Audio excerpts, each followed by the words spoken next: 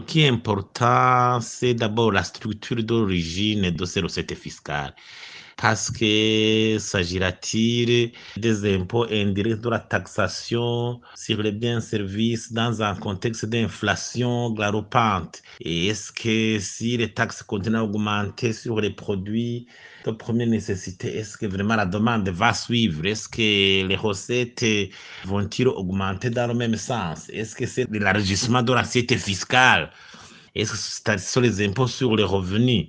Et il faut voir réellement l'origine de ces taxes parce que si ce sont des taxes qui augmentent, il y aura des conséquences au niveau de l'inflation. Et j'imagine qu'il faut bien analyser la structure de l'origine de ces recettes fiscales.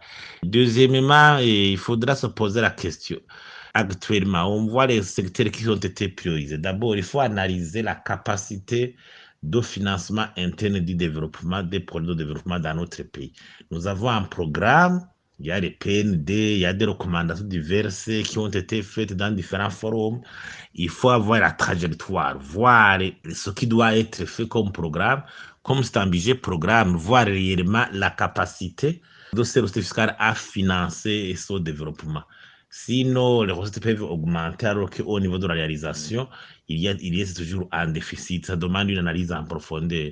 Un autre élément très important, c'est de considérer est-ce que la transparence dans la gestion de ces fonds va augmenter parce que nous avons assisté à une mauvaise gestion de la chose publique, à une indiscipline au niveau de la gestion des finances publiques qui a limité les résultats.